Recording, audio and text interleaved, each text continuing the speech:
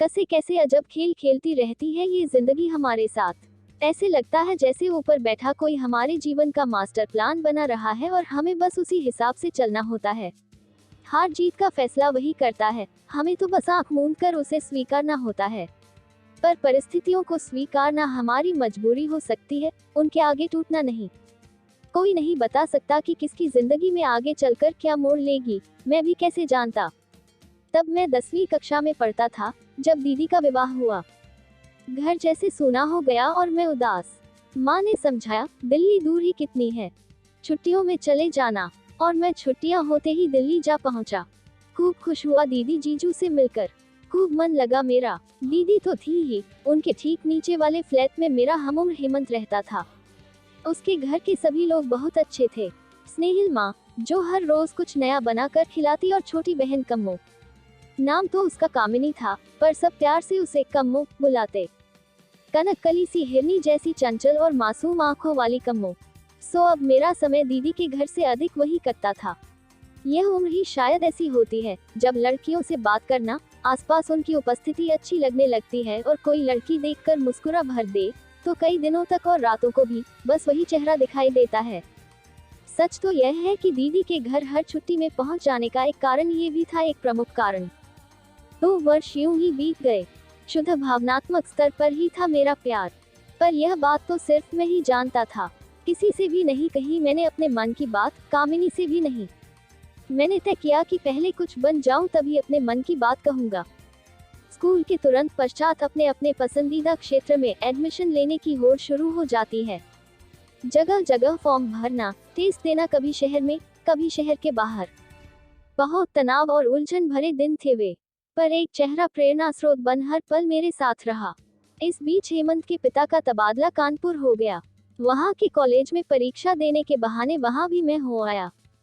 हालांकि मेरा कोई इरादा नहीं था इंजीनियरिंग करने का, बस कामिनी को देखने का एक और अवसर मिल गया। हेमंत से भी बराबर पत्र व्यवहार करता रहा, पर 1 वर्ष पश्चात उसके पत्र आने बंद हो गए। शायद वह भी मेरी तरह पढ़ाई में व्यस्त हो गया था। मुझे तो कामिनी का सूत्र बांधे था, अतः उत्सुक था संपर्क बनाए रखने के लिए। पर जब मेरे 2 पत्र लौट आए तो मुझे खटका। शायद उसके पिता का फिर से तबादला हो गया था। मैंने उन लोगों को ढूंढने की बहुत कोशिश की, जिस किसी से भी पूछ सकता था पूछा, पर कुछ भी पता न चला। मैंने अपनी पढ़ाई पूरी कर ली, नौकरी भी लग गई, पर एक चेहरा था जो सदैव साथ साथ रहा, एक मधुर एहसास बनकर। यूं तो मैं अपनी नौकरी में व्यस्त ही था, पर हर पारिवारिक समारोह, शादी ब्याह, तीज त्योहार के अवसर पर मुझ पर विवाह के लिए दबाव पड़ता।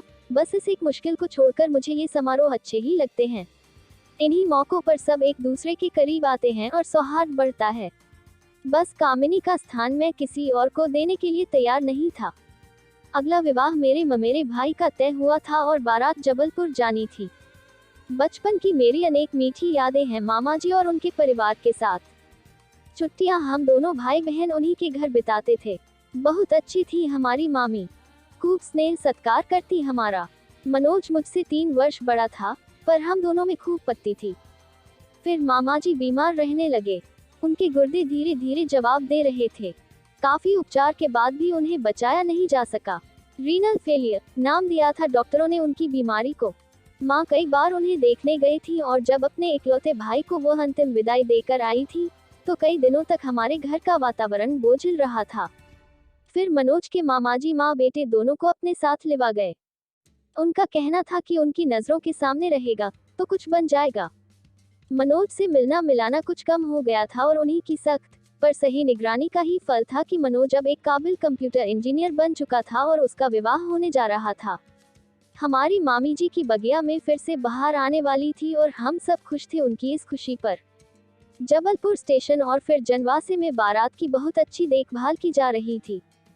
उस भीड़भाड़ में एक चेहरा था जो कुछ परिचित सा लग रहा था। उसका अमेरिकी स्लैंग के साथ बोलने का ढंग और गठा हुआ शरीर, फिर भी वह कुछ अपना सा लग रहा था तो वह कन्या पक्ष का ही। भाग दौड़ करके वह सबकी सुख सुविधा जुटाने का उपक्रम कर रहा था। कौन हो सकता है? दिमाग पर बहुत जोर देने पर भी मैं उसे कोई नाम नहीं दे पा रहा था। जब वह मेरे समीप आया तो खुशी से बोला, श्रीधर तुम। अब तो मुझे भी देर नहीं लगी अपने खोए हुए हेमंत को पहचानने में। अपने बारे में उसने बताया कि यहाँ तो उसे कहीं दाखिला मिला नहीं, पर सौभाग्यवश अमेरिका में छात्रवृत्ति भी मिल गई और दाखिला भी। वही पढ़ाई करके अब नौकरी भी वही कर रहा है। एक दूसरे का हालचाल जान लेने के पश्चात जब मैंने पूछा, पर तुम यहाँ कैसे, तो हंस कर बोला, लो मेरी ही बहन के विवाह में बाराती बनकर आए हो और मुझसे पूछते हो कि मैं यहाँ कैसे। कोई नहीं जान पाएगा कितना कठिन हो गया था उस वक्त मेरे लिए अपने भावों को नियंत्रण में रख पाना। लगता था किसी ने मेरे मन पर दहकता अंगारा रखकर आदेश दिया हो, खबरदार, चेहरे पर कोई शिकन न आए।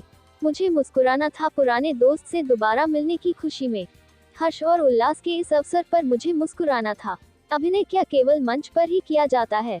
सोचा था कामिनी के सामने नहीं पढ़ूंगा, पर सायंकाल जब बारात पहुंची तो हेमंत ने कहा, कम्मो से नहीं मिलोगे, देखो कैसी गुड़िया सी लग रही है दुल्हन के रूप में, और वह हाथ पकड़कर भीतर ही ले गया मुझे। कम्मो, पहचाना इसे, श्रीधर, दिल्ली वाले घर में ऊपर के फ्लैट में इसकी दीदी रहती थी। हेमंत मेरे परिचय के सूत्र थमाता जा रहा था और कम्मो के चेहरे पर धीरे धीरे पहचान के भाव उभर रहे थे। मैं अधिक देर वहां नहीं रुक पाया। अच्छा है, अपने मन की बात कभी उस पर जाहिर नहीं की थी।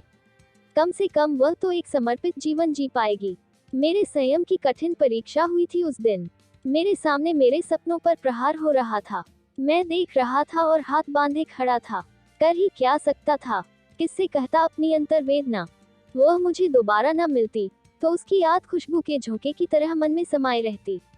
उसका विवाह मेरे किसी अपरिचित से हुआ होता और मैं जान भी लेता तो उससे दूरी बनाए रखना कठिन न होता। पर विधि ने तो उसे ठीक मेरे सामने ला बिठाया था भाभी के रूप में, और मुझे आंखें बंद करने की मनाही थी। यही सजा थी मेरी। पर क्यों, जीने का मकसद ही जैसे खत्म हो गया था। पर मेरे संयम की और परीक्षा अभी बाकी थी। मनोज की उसी शहर में नौकरी लग गई जहां मैं रहता था। विधि ने एक और चुनौती रख दी थी मेरे सम्मुख, पहले से भी कठिनतर। काश यादें कंप्यूटर पर लिखी बातें समान होती। डिलीट पर जाकर क्लिक किया और सब गायब, बिना कोई नामो निशान छोड़े। मनोज से प्रगाढ़ स्नेह होते हुए भी उसके घर जाना टाल देता। पारिवारिक उत्सवों में बहाना बनाकर घर में दुबका बैठा रहता, पर रिश्ता इतना करीबी था कि मिलना हो ही जाता और मुझे कामिनी का सामना करना पड़ जाता। पर मैं ये भी जानता था कि मुझे वास्तविकता से समझौता करना ही है। मैं इसके लिए बहुत प्रयत्न भी कर रहा था। बहुत गहरे थे मेरे संस्कार और मुझे विश्वास था कि मैं भाववश कभी कुछ अनुचित नहीं करूंगा। मेरे हृदय पर बुद्धि की विजय होकर रहेगी। बस कुछ समय की मोहलत चाहिए थी। कोई भी स्थिति अंतिम नहीं होती। मनोज के घर पिछले 3 वर्षों में 1-2 बार ही गया था, पर माँ से उसका हालचाल मालूम होता रहता। पता चला कि उसके गुर्दे भी ठीक से काम नहीं कर रहे हैं और हालत तेजी से बिगड़ रही है। मामा का चेहरा सामने घूम जाता। विरासत में ही मिलती है ये बीमारी। बस तसल्ली यही थी कि चिकित्सा विज्ञान ने इस बीच काफी उन्नति कर ली थी। मनोज को डायलिसिस पर रखा गया। प्रत्येक सप्ताह डायलिसिस किया जाने लगा। उनकी राय में किडनी अगर किसी निकट संबंधी की ली जा सके तो निश्चित रूप से बेहतर रहेगा। दरअसल हमारे शरीर में प्रकृति प्रदत्त 2 गुर्दे होते हैं, जबकि एक से भी बखूबी काम चलाया जा सकता है। अतः कोई भी स्वस्थ व्यक्ति बिना किसी खतरे के अपना एक गुर्दा किसी जरूरतमंद को दे सकता है। मामी अपनी किडनी देने को उतावली थी, पर माँ बेटे का ब्लड ग्रुप भिन्न था। सौभाग्यवश मेरा ब्लड ग्रुप और मनोज का ब्लड ग्रुप एक ही था और मैंने अपना गुर्दा देने का निर्णय लिया। माता पिता को भी इस बात के लिए राजी कर लिया। बहुत बार मुझे तो ऐसे लगता है कि चमत्कार और विज्ञान में अंतर दिनों दिन कम होता जा रहा है। सर्जरी के पश्चात शाम को जब मुझे होश आया तो पास बैठे पापा ने बताया कि मेरे शरीर से गुर्दा निकालकर मनोज के शरीर में उसका सफल प्रत्यारोपण किया जा चुका है। दूसरी सुबह पलंग का सिरा ऊपर उठवा कर मैं आराम से लेटा था जब माँ के साथ कामिनी ने प्रवेश किया। मेरा कुशल क्षेम पूछने के पश्चात कहने लगी, भाई के मित्र होने के नाते आप मेरे भाई समान हैं और मनोज के रिश्ते से देवर। पर मनोज को नया जीवन देकर आप हमारे लिए ईश्वर तुल्य हो गए हैं। मैं आपका आभार न तो शब्दों द्वारा व्यक्त कर सकती हूँ, न कभी चुका सकती हूँ। मुझे यह आभार की बातें बहुत असहज करती हैं। क्या उत्तर दिया जाए इन बातों का? अतः मैंने बात का रुख मनोज की देखभाल एवं उसके भावी इलाज की तरफ मोड़ दिया। अभी तो उसे भविष्य में लंबे समय तक बहुत सावधानी की जरूरत थी। डॉक्टर के अनेक निर्देशों का पालन करना था। कई बार मानव शरीर प्रत्यारोपित गुर्दे को अस्वीकार भी कर देता है। अतः उचित अंतराल पर टेस्ट कराते रहना पड़ता है। खान पान की एवं अन्य अनेक सावधानियां रखनी पड़ती हैं। तब पहली बार मुझे महसूस हुआ कि सत्य का सामना करने से हम जितना घबराते हैं, वास्तव में वह उतना कठिन होता नहीं। बस कल्पना में ही हम ऐसा मान लेते हैं। कामिनी से बात करते हुए मैंने अनुभव किया कि मैं उससे सामान्य रूप से ही बात कर पा रहा हूँ, जैसे किसी भी परिचित से की जाती एक दिवास्वप्न में ही तो जी रहा था मैं अब तक। ये जानते हुए भी कि वह कोरी भावुकता है, नासमझी है, ये जानते हुए भी कि टूट चुका है मेरा स्वप्न। मैं आंख ही मूंद उसी में विचर रहा था।